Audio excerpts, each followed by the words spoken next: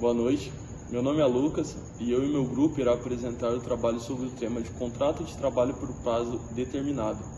Nosso grupo é composto por 8 integrantes: Arthur, Brian, Carlos, Fábio, Luciano, Lucas, que sou eu, Mariane e Rafael. Eu venho falar mais precisamente sobre o artigo 443 da CLT, no seu caput. O contrato individual de trabalho poderá ser acordado de forma tácita, expressa, verbal ou escrita, por prazo determinado ou indeterminado, ou para a prestação de trabalho intermitente. Boa noite, eu sou o Carlos e eu vou falar do parágrafo 1º do mesmo artigo. Bom, diz no parágrafo 1º do mesmo artigo: considere-se como de prazo determinado o contrato de trabalho cuja vigência dependa de. Na linha A, termo prefixado. Na linha B, execução de serviços especificados. Na linha C, realização de certo acontecimento suscetível de previsão aproximada, por exemplo, o contrato de safra. Boa noite, meu nome é Rafael.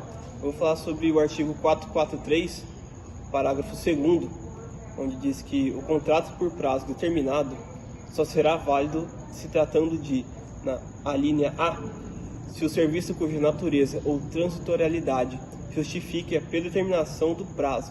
A linha B, a atividade empresarial de caráter transitório. A linha C, contrato de experiência. É recomendado a forma tácita para o contrato de prazo determinado, tendo em vista que a presunção será para o contrato de prazo indeterminado, em respeito ao princípio da continuidade e da relação de emprego. Boa noite, meu nome é Arthur e eu vou falar sobre o prazo do contrato determinado. O contrato por prazo determinado não poderá ser estipulado por mais de 2 anos. Já o contrato de experiência, o prazo máximo é de 90 dias. É possível a estipulação de tempo inferior de duração nesses 2 contratos. É permitida apenas uma prorrogação do prazo determinado, devendo ser respeitados os limites dos prazos citados. Se ocorrer mais de uma prorrogação, o contrato passa a ser de prazo indeterminado. Por exemplo, o processo seletivo, que tem duração de 1 ano, podendo ser prorrogado até 2 anos.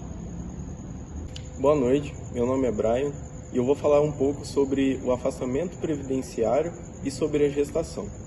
Começando falando sobre o afastamento previdenciário, a gente pode falar que, se não for acordado pelas partes, a suspensão será computada na contagem do prazo para o término do contrato determinado, ou seja, não prorroga a data do término. Também é vedada a dispensa sem justa causa ou arbitrária durante o período de suspensão, sendo nula caso venha a acontecer. Ou seja, caso o funcionário for demitido durante esse afastamento previdenciário, pode ocorrer a nulidade dessa demissão. Em acidente de trabalho, no contrato de trabalho por prazo determinado, a súmula 378, inciso 3 do TST, traz que o trabalhador goza do direito de garantia provisória de emprego, decorrente de acidente de trabalho.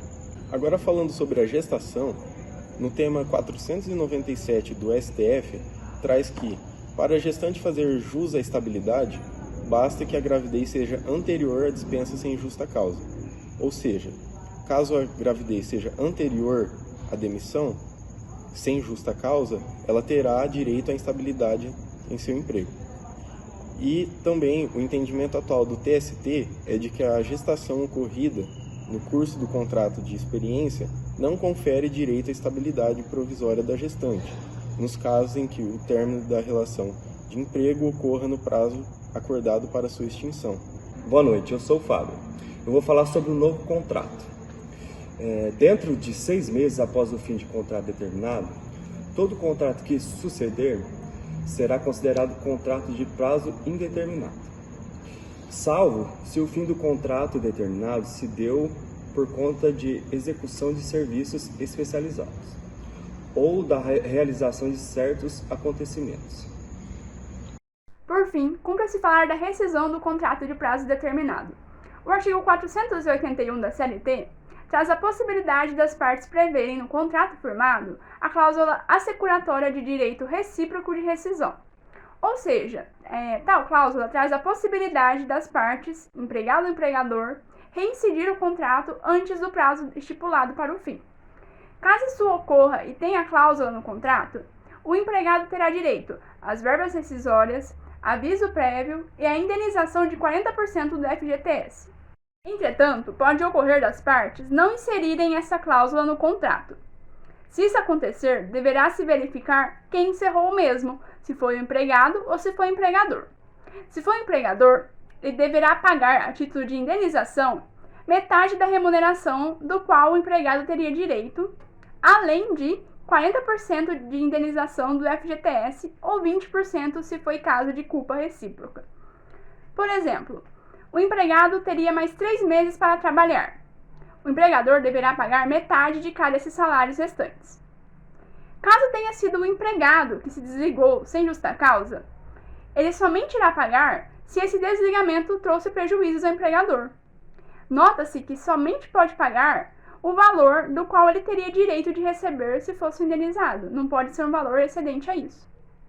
Com isso, falta terminar de falar sobre o contrato de safra.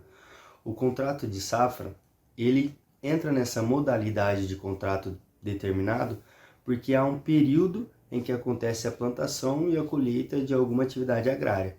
Com isso, o contrato de safra, a doutrina vai nos dizer que começa desde a fertilização do solo, que haja ali o trabalho ali, aí com isso vem a plantação e tem a colheita. Então esse período de plantação e de colheita entra como um período determinado, é um prazo pré-determinado. Às vezes não tem a previsão correta de quando vai acabar, quando vai finalizar a colheita, porque pode ser depois ou pode ser antes.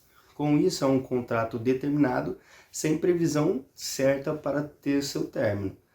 E no contrato de safra, ele pode tanto ser verbalmente, porque não exige forma solene para esse contrato, mas com isso fica muito difícil com que prove alguma coisa caso necessite futuramente. Então com isso ele é escrito, mas ele não exige uma forma solene como nos outros contratos. E com isso finalizamos o contrato com prazo determinado.